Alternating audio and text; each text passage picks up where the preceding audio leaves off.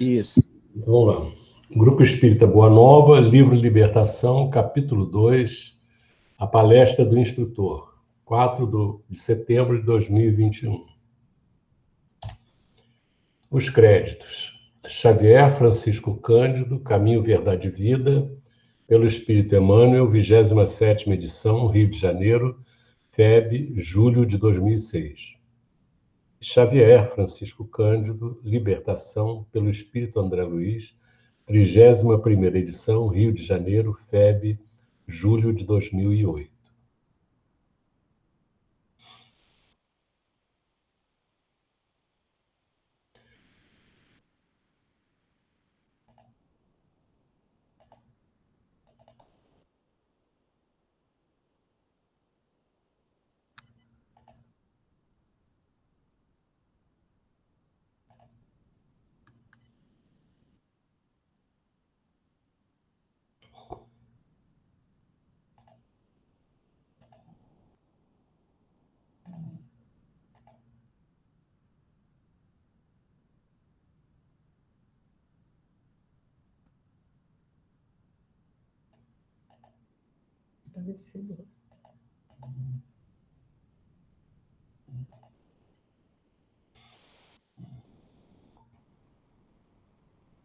A mensagem 113, não te esqueças.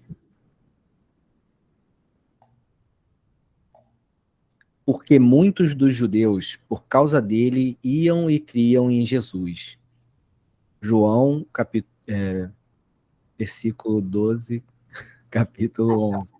Não, capítulo 12, versículo 11. Capítulo 12, versículo 11, travou. Narra o Evangelho de João que muita gente, encaminhando-se para Betânia, buscava acercar-se do Mestre, não somente para vê-lo, mas para contemplar também a figura de Lázaro retirado do sepulcro. Nessa movimentação, muitos iam e voltavam transformados, irritando os círculos farisaicos. Essa lembrança do apóstolo é preciosa. A situação, todavia, é idêntica nos dias atuais. A alma voltada para o Cristo quase sempre foi ressuscitada por seu amor, escapando à sombra dos pesadelos intelectuais que operam a morte do sentimento. Muitos homens estão mortos, soterrados nos sepulcros da indiferença, do egoísmo, da negação. Quando um companheiro como Lázaro tem a felicidade de ser tocado pelo Cristo, eis que se estabelece a curiosidade geral em torno de suas atitudes. Todos desejam conhecer-lhe as modificações. Se és, portanto, um beneficiado de Jesus, se o Senhor já te levantou do pó terrestre para o conhecimento da vida infinita, recorda-te de que teus amigos, na maioria, têm notícias do Mestre. Todavia, ainda não estão preparados a compreendê-lo integralmente. Serás como Lázaro, o ponto de observação direta para todos eles.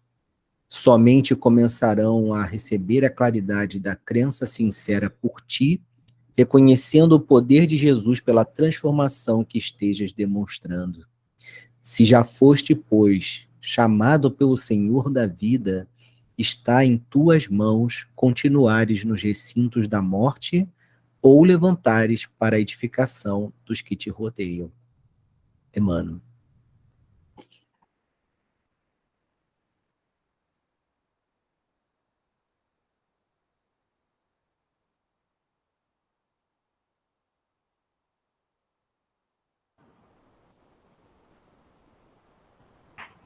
Pode fazer a prece, Sandra.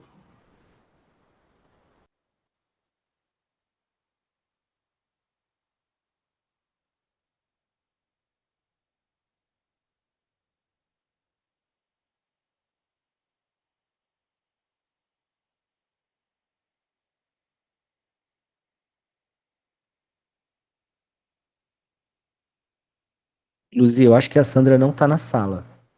É isso que eu estou achando também. Eu olhei aqui, agora não está na lista, não. Salete, pode fazer, não, tá? Não, ela caiu. Salete, pode fazer a nossa prece inicial? Posso sim.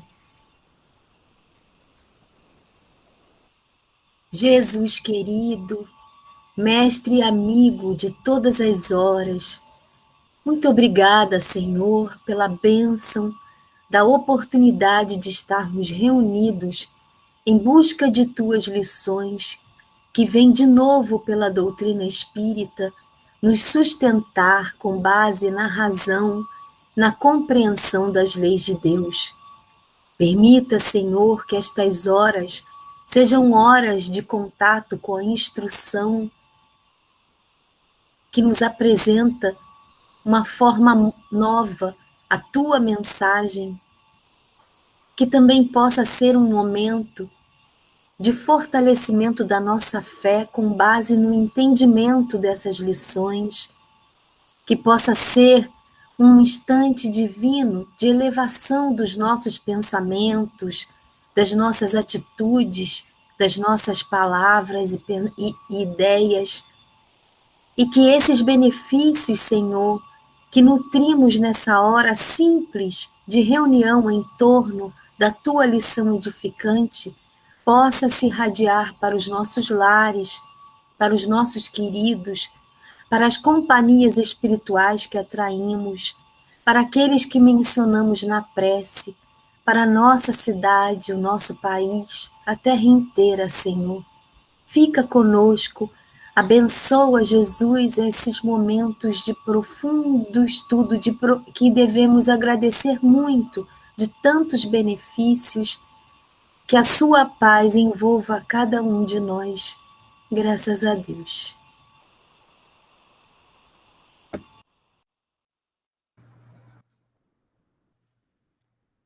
Comentar, né, Luzia? Sim. Estava pensando aqui, essa mensagem parece que é um resumo desses mais de 20 anos de estudos que eu tive na agremiação, né, e em outros centros espíritas também. Pensando em todas as coisas que a gente já aprendeu, a questão dos mensageiros, questão do verdadeiro espírita, o homem de bem, e uma série de outros estudos que a gente fez. Quando a gente desperta para Jesus e começa, as pessoas começam a notar que você está seguindo naquele caminho, você passa a ser uma referência, né? Então, esses estudos todos mostram que a gente, além do compromisso consigo mesmo, né, de você cumprir com a sua tarefa, a sua própria tarefa, você acaba indiretamente sendo ligado a Jesus, né? E o que vocês fazem vão influenciar diretamente na percepção que outras pessoas têm do cristianismo, do espiritismo, né? E, ao mesmo tempo, quando você se transforma, quando você consegue mudar, aí você vai ter dois tipos, ou dois tipos bem específicos de pessoas. Aqueles que a cada falha sua vão apontar, né, que você não é um bom espírita ou cristão, né, e os outros que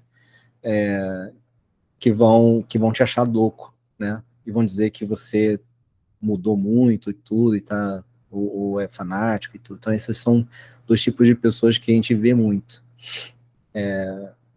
Eu acho que essa questão de ser ressuscitado, né, o Lázaro, ele foi tocado pelo mestre, ele coloca aqui uma metáfora, né, a gente sabe que ele não estava morto mesmo, ele estava num outro tipo de estado, mas esse é uma coisa que acontece quando, né, se a gente for fazer uma correlação, é quando você passa a dizer que é cristão, né? nesse momento que você se transformou. Eu lembro que eu comecei o espiritismo, eu devia ter por volta dos 16 anos, e, eu lembro que assim, eu tinha uma outra maneira de viver, né, antes de entrar. E meus amigos, quando eles, no ano seguinte que eu virei espírita, eles olhavam para mim: nossa, João, você está muito diferente, você está chato. Você não sai, não faz mais nada com a gente, né? Não bebe, não faz mais nada e tudo, não faz aquelas brincadeiras e tal. E eles todos se afastaram, eu não precisei me afastar deles, eles mesmos, né? Cada um foi para um lado e eu passei a ter outros amigos, outra vida, né? Que de repente era mais assim, de acordo com aquilo que eu estava aprendendo. Mas é engraçado, né? Que eu virei chato. E eu achando que eu estava indo bem, né? Mas para o mundo, né, eu estava chato. Então, eu acho que é um bom sinal. Quando você vê que as pessoas te acham chato, de repente, né, é porque você está indo no caminho certo. Né? Só esse último comentário que eu acho que é interessante.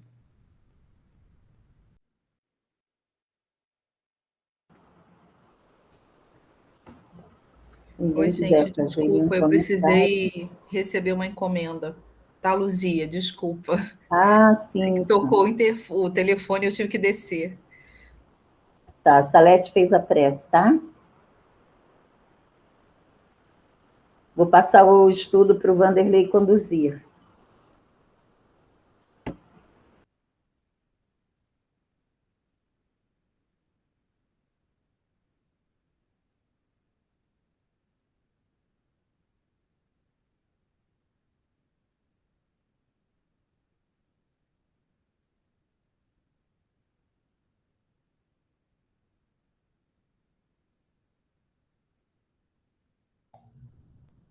Bom, nós estamos, como a gente sabe, né, no livro Libertação, estamos no capítulo 2, a palestra do instrutor. Vamos ver onde que nós paramos na semana passada. Acho que é esse aqui, lembra? Nós íamos começar no fácil, exatamente. Fácil de entender. Isso. De entender. Então vamos lá. Vamos pedir a Sandra para ler, que ela faltou ainda há pouco. Aí ela faz a tarefa dela, né? Pode ler, Sandra. Fácil de entender-se.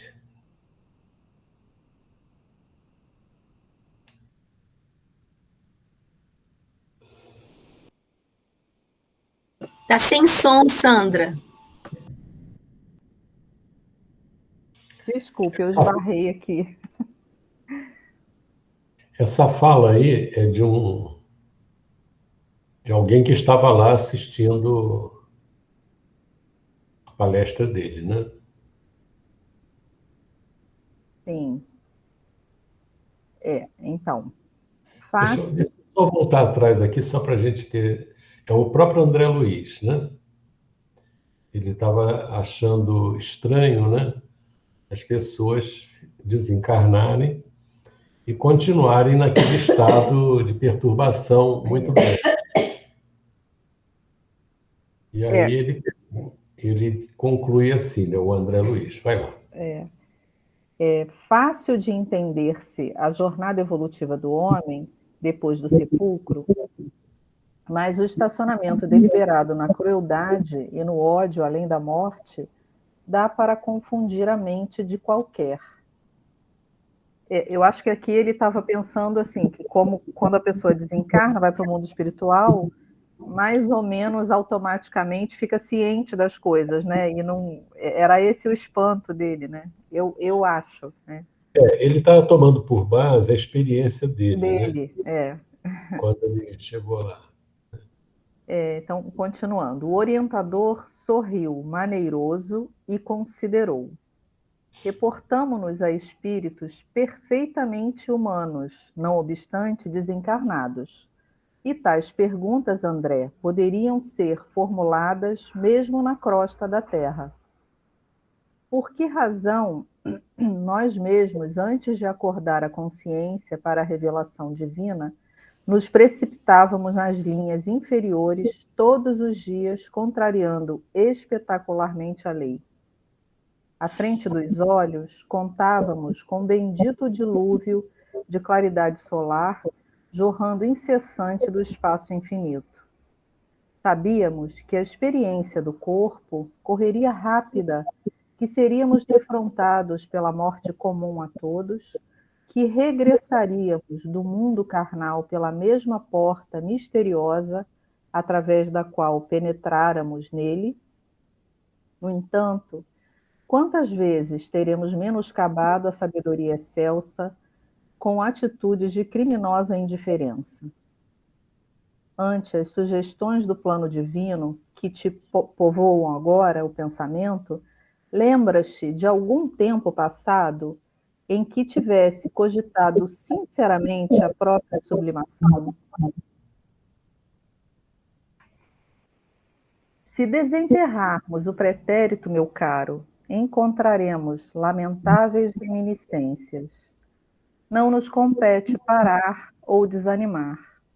À maneira do tronco frágil, é imperioso crescer, subir por alcançar o oxigênio de cima, e apesar de algemados ao que fomos, à semelhança da árvore humilde presa aos resíduos do complicado envoltório que lhe encerrava a semente, reclamamos ascensão, ar puro e largueza de condições para produzirmos o bem que o Senhor espera de nós. Tá bom. Vamos comentar esse trecho? É interessante que ele pergunta, né, para o André se ele já tinha realmente refletido, né, profundamente sobre o que ele tinha conseguido sublimar, né? E aqui no final, eu entendi certo que a gente reclama receber o oxigênio, mas não quer o esforço de chegar lá, no oxigênio puro, né? Esse último trecho que ele diz aqui. Apesar de algemados ao que fomos, a semelhança de árvore humilde presa aos resíduos do complicado envoltório que lhe encerrava a semente, reclamamos ascensão, ar puro e largueza de condições para produzirmos o bem que o Senhor espera de nós. Quer dizer, a gente quer receber antes de se esforçar para conseguir, né? É isso que eu entendi? É isso mesmo. O que mais? Quem mais quer comentar esse trecho aí, destacar algum ponto?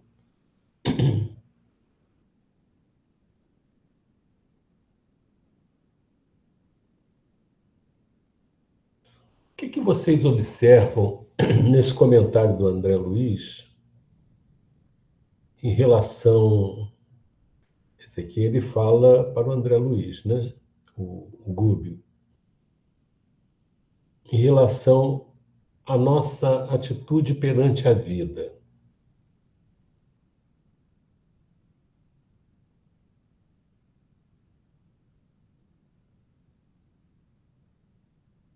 Quando a gente tem notícia, por exemplo, de um crime que chega ao nosso conhecimento, um crime bárbaro, sei lá, o que a gente fala?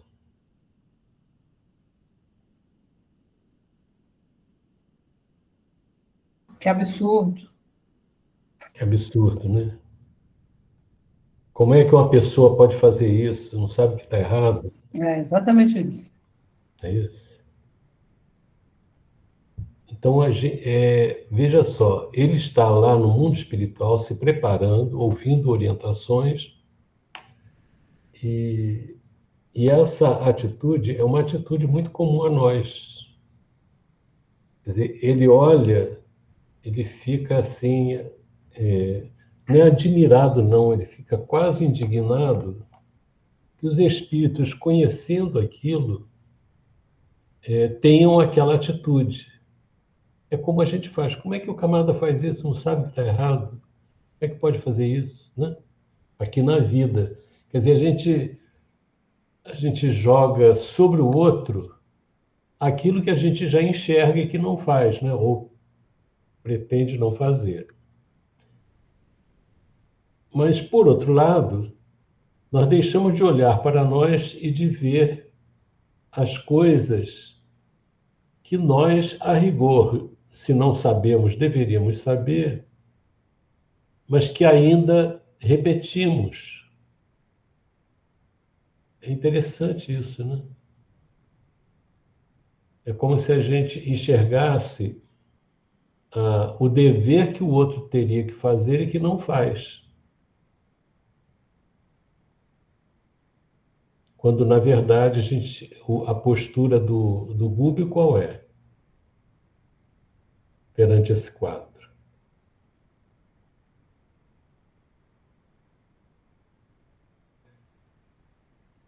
O André Luiz não conseguia entender como é que a pessoa, chegando no mundo espiritual, ainda ficasse entregue aos sentimentos de crueldade e de ódio. Mas como é que o Gubbio olha para isso?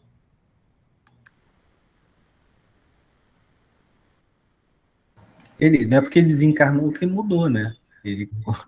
A mesma maneira que a gente vê as coisas do jeito quando está encarnado, a gente vê desencarnado. São pessoas que cada pessoa tem seus defeitos, né? Ela não consegue ver isso. E no caso também... deles, em especial, o ódio cega, né? Ele deixa a pessoa totalmente sem condições de pensar. Diga aí, Salé. E também eu acho que é porque eu acho que ele lembra que nós também agimos assim. É que a gente não recorda, né? Isso aí, André, poderiam ser formuladas mesmo por que razão nós mesmos, antes de acordar a consciência para a revelação divina, nos precipitávamos nas linhas inferiores. Ele vai dizendo que nós todos estamos nesse processo, né? Que os outros estão também. Alguém ia falar aí? Essa pergunta que você fez sobre a morte, né? Quando eu vejo muitas pessoas falando assim, se alguém fizer uma maldade com meu filho, matar, eu tenho coragem de matar e fazer a mesma coisa. Aí um dia eu falei assim, mas você não se tornaria igual a pessoa que fez isso, se tornaria um assassino. Mas isso não importa, mas eu fiz a justiça com as minhas mãos. Eu falei, mas isso seria como se você estivesse se condenando, porque você está fazendo a mesma coisa, você se tornaria um bandido. Então, é difícil a pessoa ter uma mente evolutiva para dizer que vai perdoar aquele que matou. Ou deseja a mesma coisa, ou faz. A gente está vivendo um mundo tão difícil que as pessoas não compreendem que o amor de Deus é tão grande por nós que é necessário perdoar para poder a gente evoluir. É isso aí. Mas veja, existe alguma diferença entre a postura do Gubbio em relação à postura do André Luiz?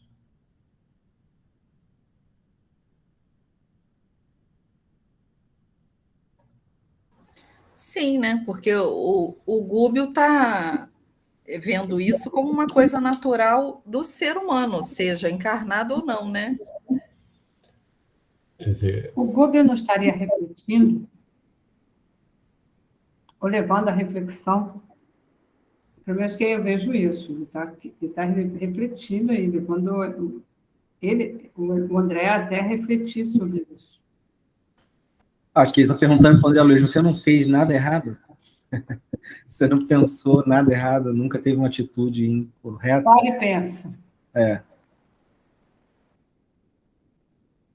Agora, isso aí seria natural mesmo?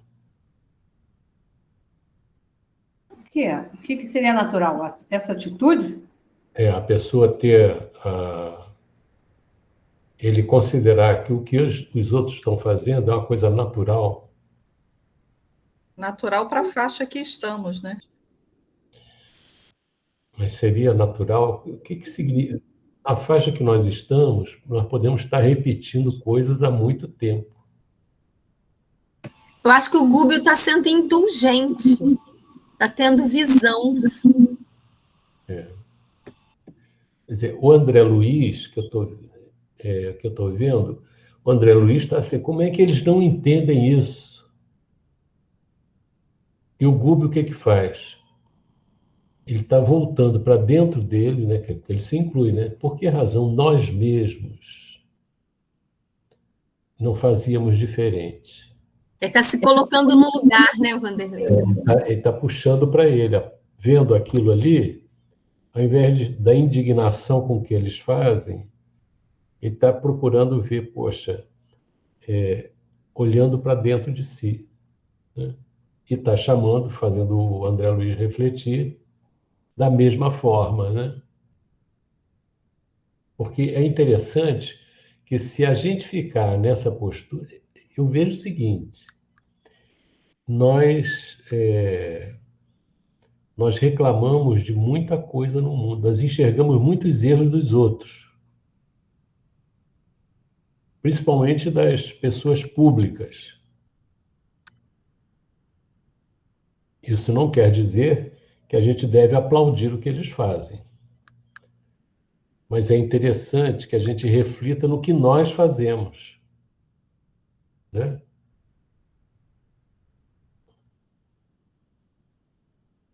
Ele pergunta aqui, né? Quantas vezes teremos menoscabado a sabedoria excelsa com atitudes de criminosa indiferença? É verdade. Olha só, o que Jesus ensinou, nós ontem vimos no culto no lar, né? Na nossa reunião, aquela regra áurea, muito antes de Jesus. Na verdade, a gente não pode alegar ignorância disso. Ninguém. Quer dizer, eu entendo que o natural seria a gente refletir sobre essa regra áurea, que está no mundo inteiro, antes de fazer alguma coisa.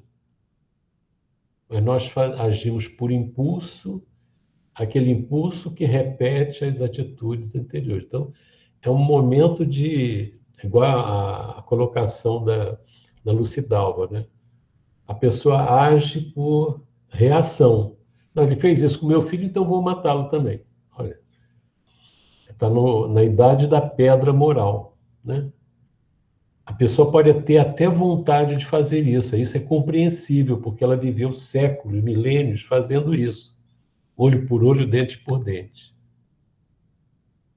Mas depois que a gente ouve essa regra áurea, ouve os 10 mandamentos, está lá escrito, ouve Jesus e nos dizemos cristãos, a gente não pode justificar as atitudes infelizes, simplesmente não podemos fazer isso.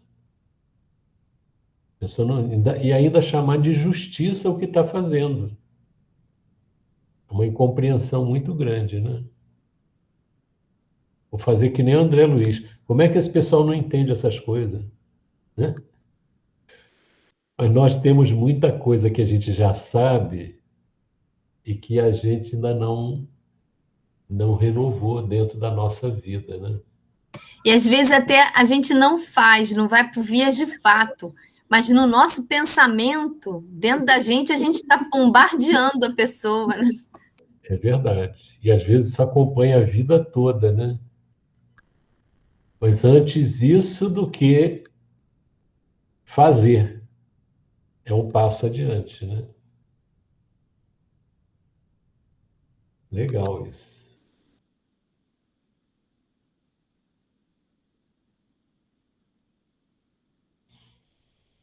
A gente vê, o André Luiz está ali, né?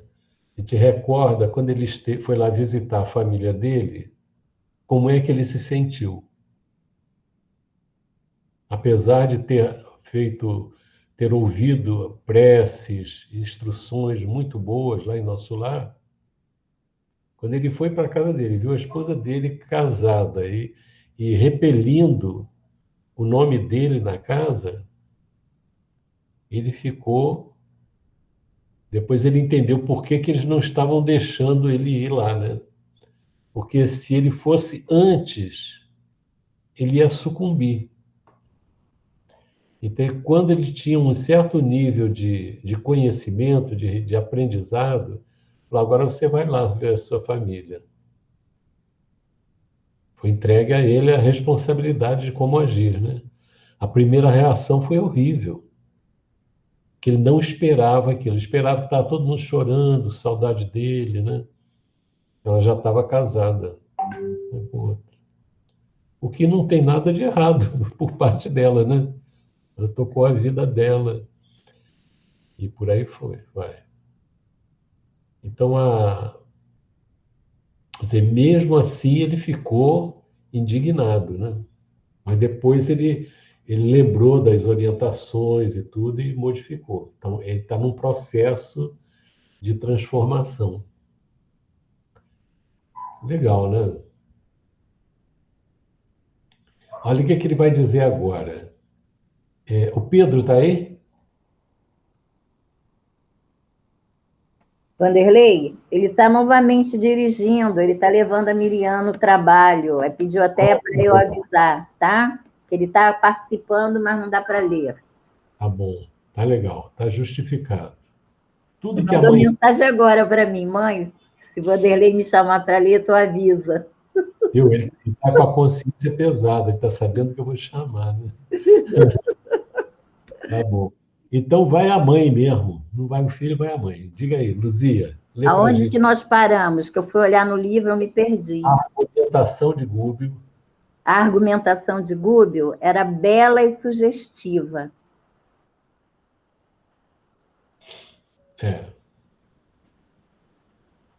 Entretanto, eu sentia dificuldade para aceitar a ideia de purgatórios e infernos dirigidos. Concordo com as elucidações, exclamei reverente. Mas é quase incrível tanta ignorância. Além do corpo que nos conserva em ilusão, a sepultura abre-nos a todos um caminho novo. É razoável que a mente perturbada sofra amarguras de reajustamento até que se restaure.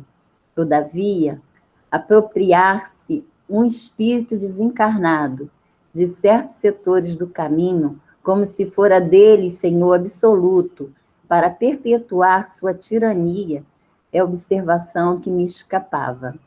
Tá bom. Sim. Vamos colocar esse pedaço aí. Ele continua, né, fazendo as colocações dele meio de... Como é que pode, né? De tanta ignorância, né? Vamos dizer assim. Como ele fala ali, né? Ele... Vou fazer uma pergunta. Ele discordou da orientação do Gúbio? Não. Ele não discordou, não. Mas ele está... Como é que pode, né?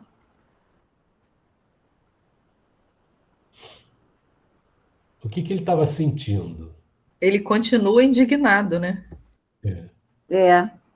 Mas ele usa uma palavra ali interessante.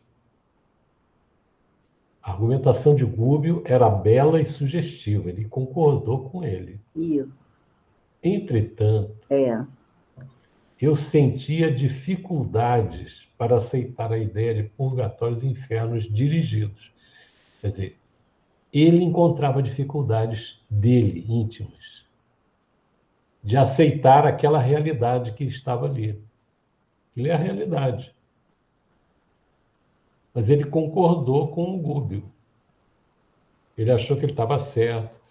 É uma coisa parecida com a gente, não é não? Muito. A gente olha assim e fala, puxa, a gente lê uma Uma página sobre o perdão, gente, puxa, que maravilha, né? Jesus tem toda a razão. Todos os argumentos a favor do perdão são perfeitos. A gente não contesta nada. Mas a gente sente dificuldades. Quer dizer, para aceitar uma ideia de renovação, a gente tem que fazer mudanças dentro de nós. Mudanças. Veja que o raciocínio, ele entendeu. Mas o que ele sentia não era o que ele entendia. Exatamente. É a condição de todos os espíritos, né? Que aceitam o que Jesus orienta. Nós entendemos, achamos que é isso mesmo, esse é o caminho, isso que deve ser feito. Mas a gente tem, dentro da gente, tem um negócio lá dentro que a gente, vamos dizer assim, tem um vírus, né? Está na moda, né? O vírus. Tem um vírus que a gente não conseguiu eliminar. Então, o Evangelho, a mensagem de Jesus, é a nossa vacina. Então, a gente toma essa vacina, lê, reflete, coisa e tal. De repente, a gente sai, encontra com alguém que também está com esse vírus, né, da imperfeição, e aquilo desperta o nosso vírus lá dentro. Aí a gente tem que tomar mais uma vacina, ler mais uma mensagem, né? Refletir, fazer uma prece, né? Até que um dia a gente comece a sentir, a aceitar, não intelectualmente, mas a aceitar mesmo de fato. Você Ele vê quase... pode falar. Desculpa, Ana. Ele quase fala como que Deus deixa isso. Aí a gente se coloca no lugar dele, que muitas vezes a gente fala coisas sem pensar, e na verdade a gente está criticando Deus, né? E sendo rebelde. Lá no Livro dos Espíritos, que Kardec pergunta assim, como é que Deus permite isso assim, acontecer isso? Aí os Espíritos respondem, o que você pensa que é uma coisa assim, né? O que você pensa que é para discutir a vontade de Deus, né? É muito legal. Kardec também estava indignado lá com alguma coisa. Mas a nossa, são as nossas questões, né? São as coisas boas que ele está colocando aqui para a gente, é um aprendizado, porque se ele dissesse, está tudo tranquilo, né? A gente passava adiante como se estivesse tudo tranquilo. Ele aqui, quando ele coloca isso, a gente se coloca perto dele. Como é que pode isso, né? O Pablo levantou a mão, Vanderlei. Vai lá, Pablo, diga lá. Oi, Vanderlei. Esse trecho, né, que é mais abaixo, que fala ali, é razoável que a mente perturbada, né, sofra amarguras de reajustamento até... agora eu me perdi, desculpa. Achei. Até que se restaure, todavia, apropria-se um espírito desencarnado de certos setores do caminho, como se fora dele senhor absoluto para perpetuar sua tirania. Assim, bem, na hora, eu lembrei de um caso, né, do livro O Céu e o Inferno, que é de um espírito desencarnado, né? Se não me engano, ele está na parte dos espíritos endurecidos, que é de uma rainha. Acho que vocês também devem lembrar desse caso, que ela desencarnada, né, conversando com um membro lá da sociedade espírita, ela ainda se vê como rainha e com arrogância, né, referente ao título dela quando encarnada. Então, quando, né, nessa parte que o André ainda fica nessa, tipo, caramba, mas como é que pode, né? O espírito já está, né, fora da matéria e continua com esses pensamentos. Me veio na hora essa reflexão também e esse exemplo, né, do livro do Céu e Inferno, que é muito interessante. E o João também comentou isso, né? Não é porque a gente está desencarnado que a gente vai virar santo. Às vezes aqui em Terra a gente fala, a pessoa morreu, mas ela era um anjo, etc. Todo mundo quando desencarna, né, parece que está num degrau acima, não necessariamente. Né? Nesse caso lá, inclusive do Céu e Inferno, a rainha ela não consegue perder essa imagem dela sendo, em teoria, alguém superior à pessoa que estava conversando com ela naquele momento. Então, isso me chamou a atenção também, dessa leitura. É interessante que as reações são diferentes de espírito para espírito. E no Evangelho, segundo o Espiritismo, tem uma mensagem de uma rainha de França, que a gente identifica como a Maria Antonieta, né? Um detalhe da mensagem que ela diz que antes dela desencarnar, ela já tinha deixado de ser rainha. Quer dizer, ela foi derrubada na Revolução Francesa e foi decapitada, né? Então, ela diz ali que ela foi atendida, foi amparada por espíritos que faziam parte lá eram servidores dela, que ela não dava a mínima importância, e foram eles que a ajudaram. Então, você vê, ela perdeu aquela condição de rainha e se viu diferente. A outra, essa que você citou, ela ainda tinha a ilusão de estar como rainha, né? Então, as atitudes são diferentes, né? Quer dizer, às vezes um sofrimento, uma coisa, faz a pessoa refletir e mudar. Outras reagem contra, né? E é interessante essa postura deles, né, de desencarnar e apropriar-se um espírito desencarnado de certos setores do caminho como se fora deles senhor absoluto para perpetuar sua tirania. Por que eles fazem isso? A gente precisa procurar entender por que um espírito desencarna, já não está mais na condição que estava, humana, encarnado, e ele desencarnado, ele parte para dominar uma área, dominando outras pessoas e tudo mais. Por que ele faz isso? Ô, Vanderlei, Sim. Me permita responder o que eu acho. Claro. Eu acredito que as coisas materiais ainda influem muito, mesmo depois da desencarnação. Então, para muita gente que acredita que morreu, acabou, outros que acreditam que vão estar do outro lado, então ainda existe um interesse muito grande das coisas materiais.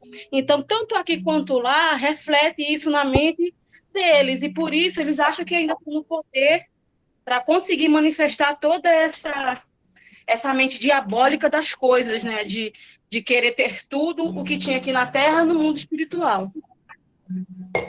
Legal. Eu também acho que, às vezes, a própria sociedade faz isso, né? Se o indivíduo está aqui. Por isso que essa é uma das maiores conclusões que a gente toma diante do estudo, porque a gente vê que não adianta matar o criminoso que está à margem da lei. Não adianta. Não adianta a gente. Deus não quer a morte do pecador, mas a do pecado, né? Do ímpio. Ele tem. E às vezes eu acho que a sociedade reprime tanto que ele deve chegar do outro lado querendo fazer o que não conseguiu fazer aqui, sei lá, né?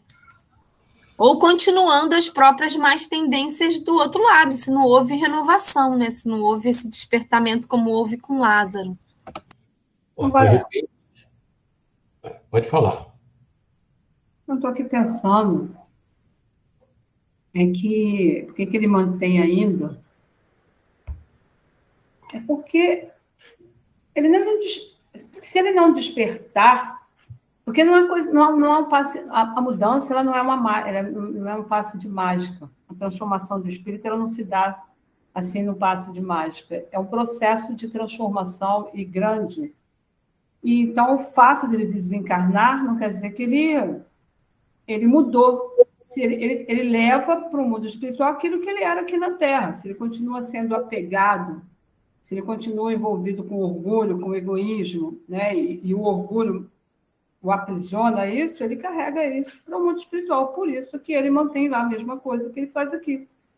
Porque eu fico pensando o seguinte, que às vezes a gente fica achando que o fato de você desencarnar, você vai se transformar. O processo de transformação se dá aqui e lá. Mas se você não começa a fazer esse processo uma vez encarnado, se você não começa a fazer esse processo de transformação aqui, você vai continuar na mesma atitude no mundo espiritual. E é difícil isso. Por que eles mantêm lá? Porque são espíritos que aqui mantinham lutando pelo poder, envolvido pelo orgulho, pela vaidade, pela arrogância, e não conseguiram despertar aqui. Eles vão continuar da mesma forma que estão lá no mundo espiritual.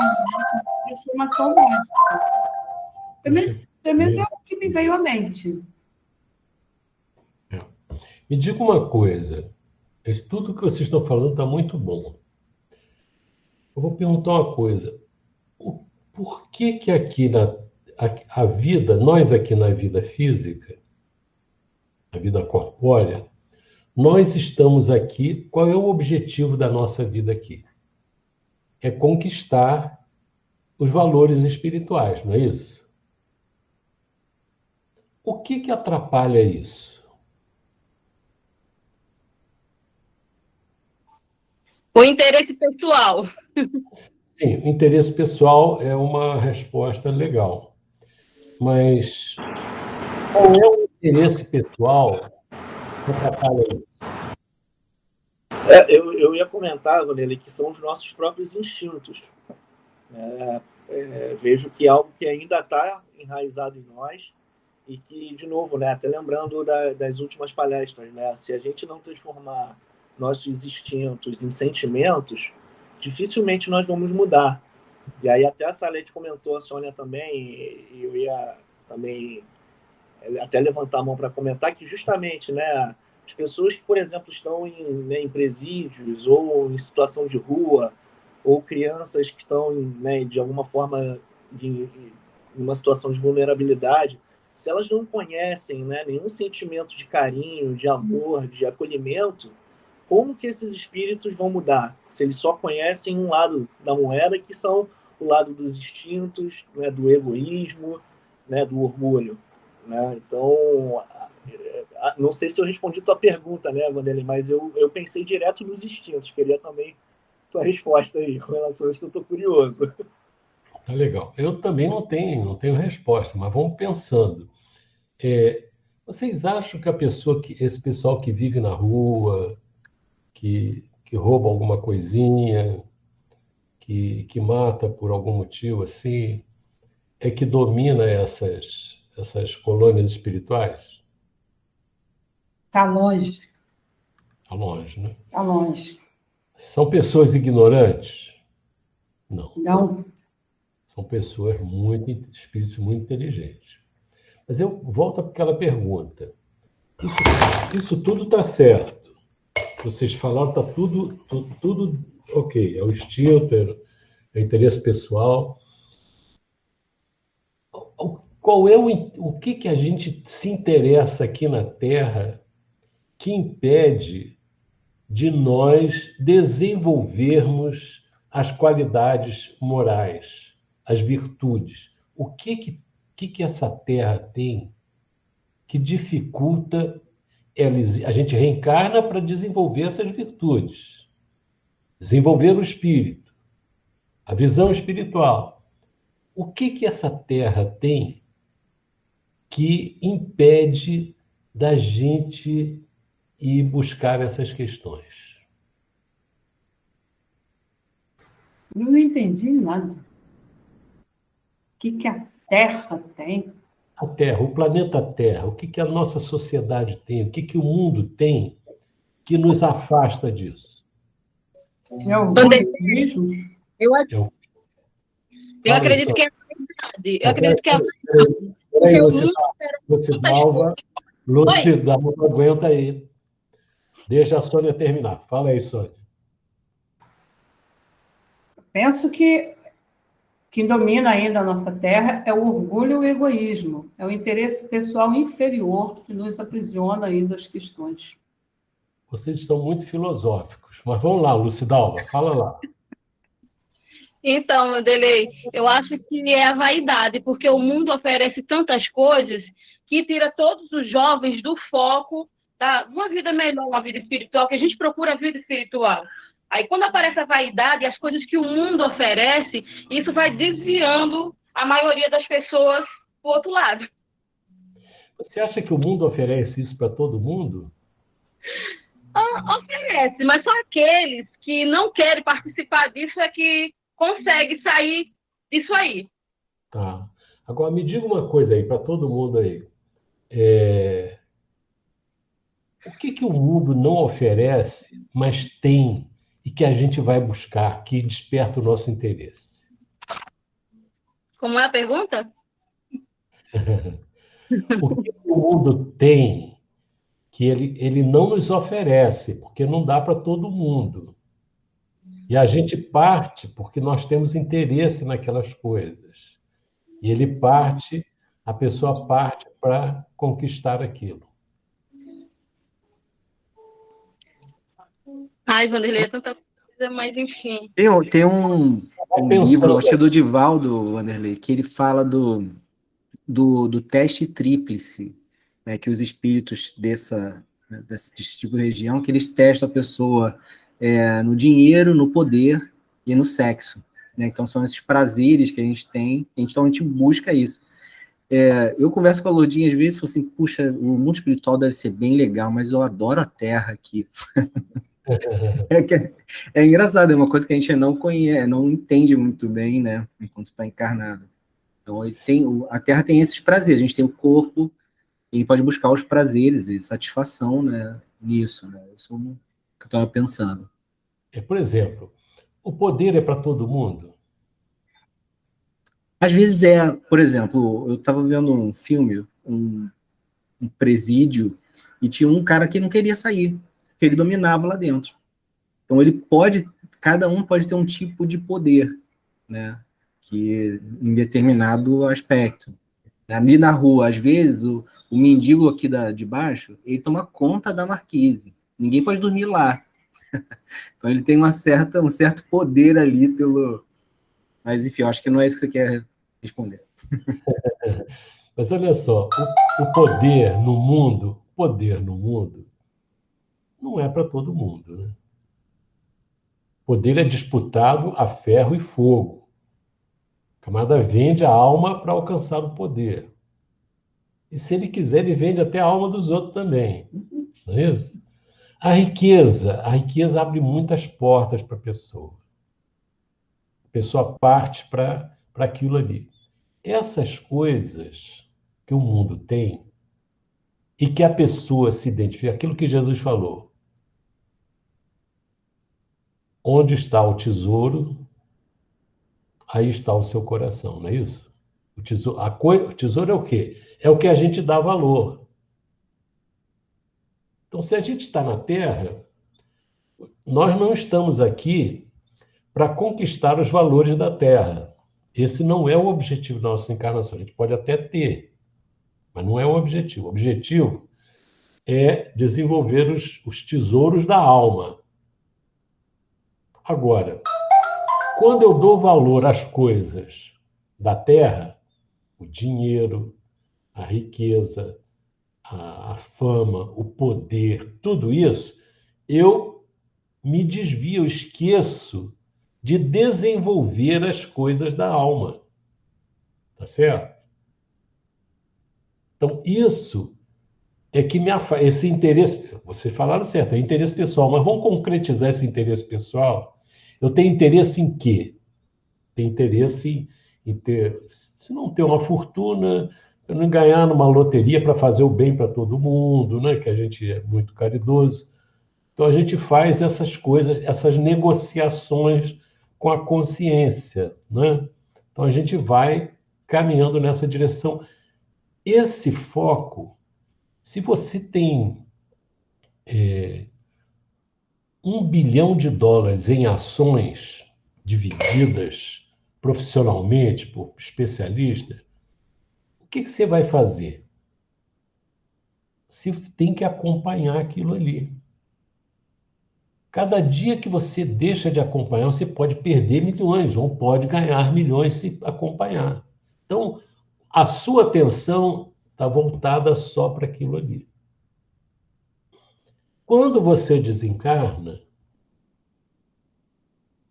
o que você desenvolveu em termos espirituais? É uma pessoa muito atenta. Mas é uma coisa Muito errada. pouco, né? Muito pouco. Pouco. Quer dizer, o seu foco estava nas coisas da Terra, que você não pôde carregar. Mas existe uma coisa que é importante, que você pode carregar. É o poder sobre as pessoas. O poder sobre as pessoas que estão na Terra. Você pode fazer isso. Que era o que você fazia antes. Você e eles, né? Nós, sei lá. Nós fazíamos isso. Então, você está treinado para aquilo. Manipular pessoas. Arrebanhar pessoas para fazer o que você quer. Você chega lá, você não tem a riqueza. Mas você pode dominar as pessoas que têm riqueza. Você pode desenvolver um poder lá nesse mundo espiritual em que você está, naquele bairro lá. E você pode botar essas pessoas que são dominadas por você para dominar aqueles que estão na Terra e fazer o que você quer. Usufruir aquilo. Isso, o que ocorre aí? Durante a vida física, o espírito estava preocupado em obter as coisas que a Terra tinha para oferecer, que não era para todo mundo. Era para alguns. Quer dizer, o mundo está dividido em duas partes, né? Uma turma pequena que tem muito, e uma turma grande que tem pouco e quer fazer parte daquele grupo lá de cima. Então, a pessoa passa a vida dessa forma e não está analisando a si mesmo. Quando chega no mundo espiritual, você não quer se analisar. Quer dizer, alguns querem. Você não quer ver o que está faltando dentro de você. Não quer. Você está voltado para aquilo que você está treinando. Você foi treinado para obter as coisas do lado de fora, para dominar e tudo mais. Se você parar para refletir sobre isso, a sua vida tem que ter uma mudança muito grande. Você reconhecer que aquelas coisas a que você dá valor não tem aquele valor que você esperava que tivesse. Então, psiquicamente, espiritualmente, o seu impulso inicial é ir para aquela região. É ir para a região no sentido de atividade. É ir para dominar as pessoas. Se você não pode, você vai se aliar com quem tem poder. E, de repente, você vai galgando. Foi isso que o Gregório fez. Ele se associou a um grupo e foi crescendo dentro do grupo, fazendo carreira, como as pessoas fazem aqui na Terra. Você não quer se aproximar das pessoas que dizem que são fracassadas. Você quer se aproximar das pessoas que têm poder. Você junta nela e vai atrás dela e, de repente, abre um caminho para você. Essa é a visão do mundo. Você transpõe isso para lá. Você não faz uma reflexão sobre o que você deve fazer, uma avaliação da sua vida. Não quer saber. Eu posso construir o meu universozinho aqui. E eu estou satisfeito com aquilo ali. Entendeu? Então, eu vejo dessa forma. O espírito ele fica treinado a não se analisar. Então, ele coloca as suas forças para fora, quando, na verdade, ele tem que fazer um trabalho de ver o que tem dentro dele, o mundo que ele tem dentro dele. Ele só está com os olhos para fora. Isso é uma mudança muito grande para fazer. André, eu nunca tinha parado para pensar A gente sempre fala assim, tudo vai ficar na Terra. O dinheiro, a riqueza, o poder. O senhor falou agora que eu nunca tinha parado para pensar que o poder... Você vê, a gente sabe, mas não reflete, né? Que você leva o poder. Que esses espíritos inferiores levam o poder, essa forma de manipulação. Então, nem tudo fica na Terra. Fica tipo assim, o ouro lá. Aliás, acho que nem fica, você fica grudado com isso, né? É uma coisa bem interessante isso, para pensar. Eu não tinha parado para pensar. Quando o senhor foi falando, eu fui assim, mentalizando. E essa coisa de busca do poder, de você se associa a um, se associa a outro, você se acostuma a fazer isso, né? Você vai vivendo assim. Você pode até não estar no poder, mas você vai buscar quem possa te dar esse poder, ou você possa usufruir daquele poder que a pessoa está tendo. Enfim, você acaba sendo dominando paralelamente. É sério realmente isso que está falando. E faz sentido, muito sentido, o que está se colocando. Agora, cá para nós, é um poder miserável, né? É um poder para ficar na sombra. Poxa, que maravilha, né? Eu tenho poder para infelicitar os outros e, por causa disso, eu vou ficar na sombra. Porque na sombra, eu não preciso me olhar. Eu estou escondido, eu estou me escondendo de mim mesmo. Porque quando a luz acende dentro da gente, você não consegue mais dormir em paz. Não consegue. Incomoda. Cada ato que você dá, que a gente dá, é um ato que a gente reflete. Poxa, aquilo ali não foi bom. Né? Aí a gente começa a refletir. Por isso que Jesus disse que não veio trazer a paz, mas a espada. Né? Porque a paz que o mundo fala é uma desgraça. Né? A paz verdadeira é aquela da consciência.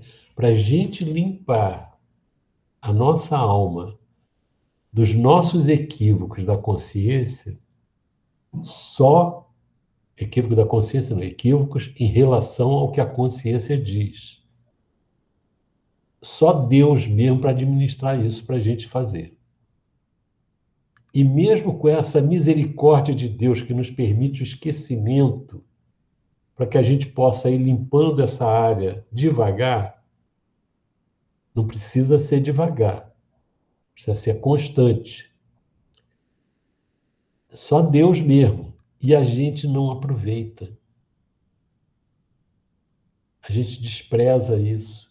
E tem a impressão de que está tudo bem. Né? Então, a pessoa foge de si mesma. Então, esses espíritos todos que estão nessa atividade de crueldade, de perseguição, que ele diz aqui, né? Puxou aqui para cima, porque até mexeu aqui. Que diz assim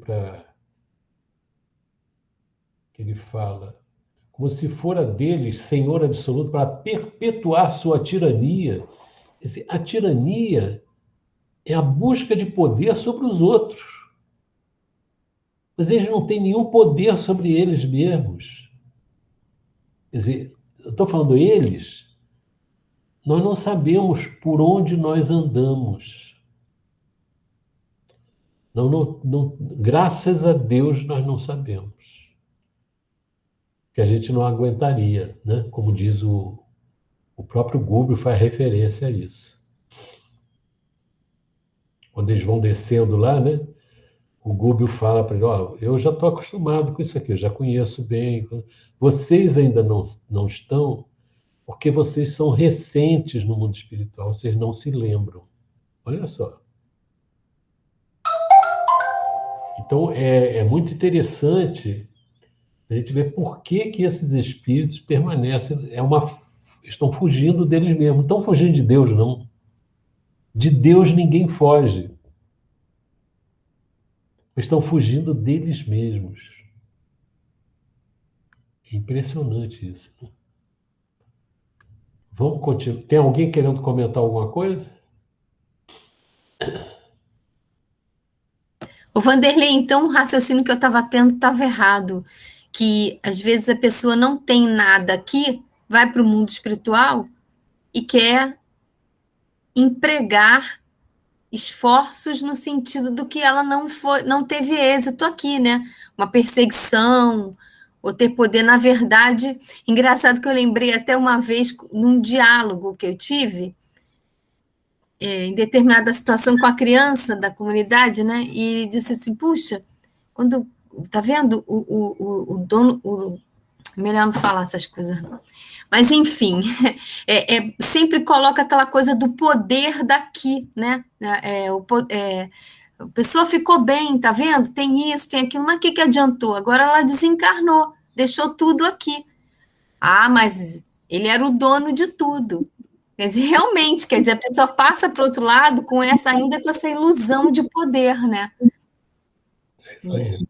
Mas é vazio dessas coisas. Quer dizer, não houve construção íntima no sentido de...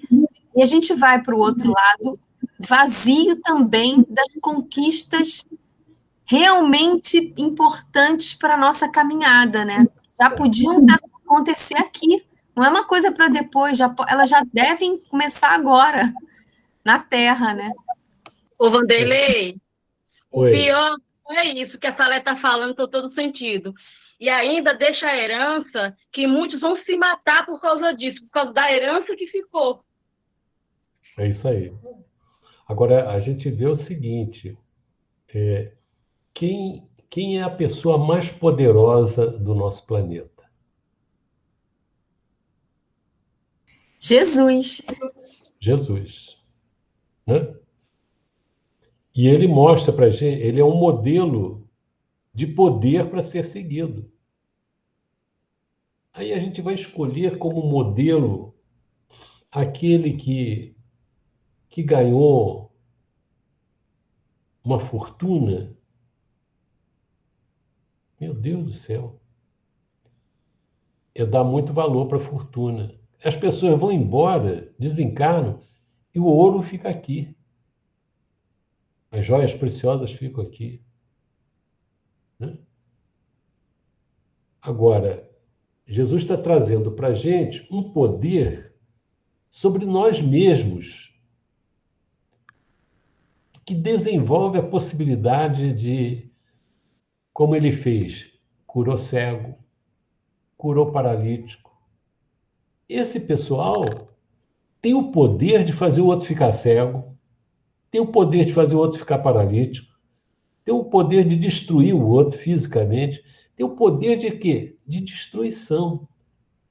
Jesus teve o poder de curar um cego, fazer um cego ver, fazer um paralítico andar, fazer um leproso ficar limpo, fazer um camarada enlouquecido na obsessão ficar curado, fazer um que aparentemente estava morto sair do túmulo depois de estar já em decomposição e viver. Quem é mais poderoso? Aquele que o matou? Não. É aquele que depois de morto voltou e se mostrou para os discípulos. Esse é poder. Poder de construir a terra. A pessoa fica achando que poder é destruir a terra. Meu Deus do céu, que mentalidade. De escravizar os outros. Não, poder é de libertar as pessoas. De fazer o outro ficar escravo de um vício. O poder mesmo é sensibilizar a pessoa para que ela se liberte. Poder de aproveitar as deficiências alheias, os egoísmos das pessoas para que elas obedeçam a você, isso é muito pequeno. Muito pequeno. Se a pessoa analisar isso, ela vai ver que ela é a dona da desgraça, é o rei da desgraça. E aí? Eu acho que é o que disse a página, né, Vanderlei? A pessoa está morta, enterrada no sepulcro, de repente ela desperta, que não é nada daquilo, né? Aí vive. E as pessoas que estão aqui, estão respirando, comendo, bebendo, estão mortas. O outro desencarnou e está nesse estado. Quando nós desencarnamos e ficamos nesse estado de estabelecer esse domínio, nós realmente morremos. Nós estamos mortos. Viver é outra coisa. Mas Deus é impressionante, né? Você quer seguir esse caminho? Pode seguir. Eu fico aqui te esperando. São 10 mil anos que você quer ficar aí? Tudo bem, eu vou ficar aqui te esperando.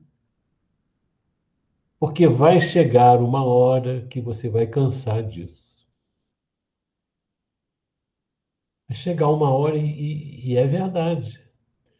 Porque nós não fomos criados para isso. Quer dizer, se nós estamos contaminados por um vírus de inferioridade, ou vários vírus de inferioridade, egoísmo, orgulho, interesse pessoal, um monte de coisa, vício, disso, daquilo, ambição, vaidade, o que quiser, está tudo ali dentro.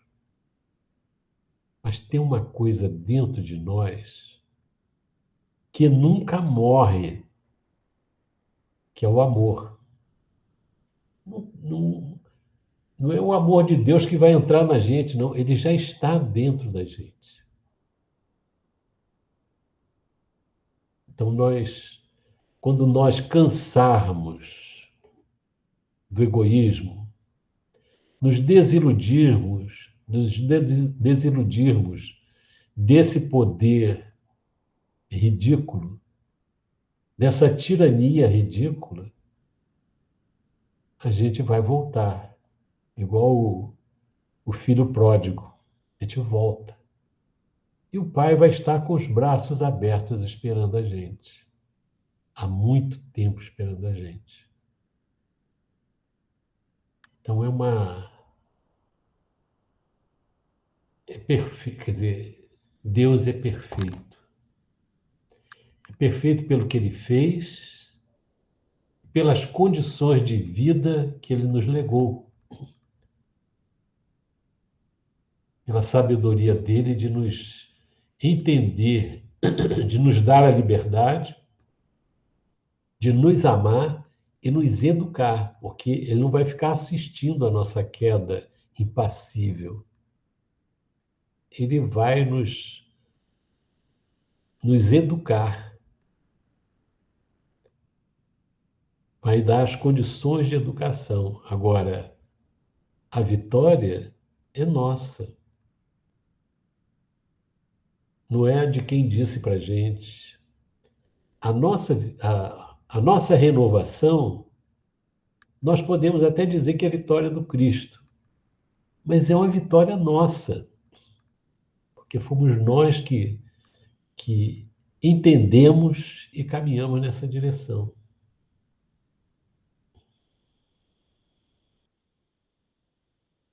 É isso aí. Acho que tá bom, né? Alguém quer comentar alguma coisa? Vanderlei, Oi. onde a gente começou a ler hoje, antes da frase que eu comecei, tem uma frase assim que eu estou igual o André Luiz nessa questão aqui, ó. Por que motivo se aglomeram assim em ajuntamentos desprezíveis e diabólicos quanto à nossa situação de hoje, né? Essa frase é anterior ao trecho que eu comecei. Aí eu fiquei pensando, gente, mas não muda isso, né? Eu fiquei pensando que eu tô como o André Luiz, né? Sem acreditar, com tanta informação, com tanta coisa, e as pessoas continuam se aglomerando aí para o que não é bom, né? Ô, Vanderlei, Oi. a Sandra falou isso aí, e quando ela estava lendo esse mesmo parágrafo, não perguntei para você, mas também ficou na minha cabeça. No último que ela fala assim, não me compete parar ou desanimar. A maneira de tronco frágil. É imperioso crescer, subir, por alcançar o oxigênio de cima. E aí eu fiquei pensando, né? E fiquei pensando que a gente não tem que desanimar, que a gente, mesmo que a gente caia todas as horas, a gente tem que se animar de novo para se levantar para continuar o trabalho. É isso aí, ó. E ainda ele fala assim, e apesar de algemados que somos. Ao que fomos. Ao que fomos, é.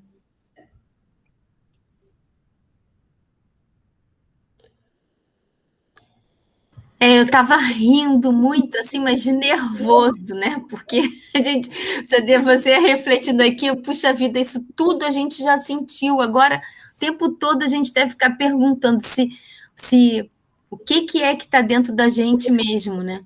Se essa má tendência ou se é o desejo de se melhorar, né? Porque a gente passou muito tempo assim, buscando essa direção. Agora a gente quer outra. Então, o que está dentro de nós, os impulsos ainda devem gritar, né? Por isso que acho que isso que a Lucidalva destacou agora é isso mesmo. A gente não, que está dizendo, não desanimar, prosseguir. Tem muito para fazer ainda por muito tempo dentro da gente, né? É isso aí. Muito legal esse trecho, em tanta coisa aí, né?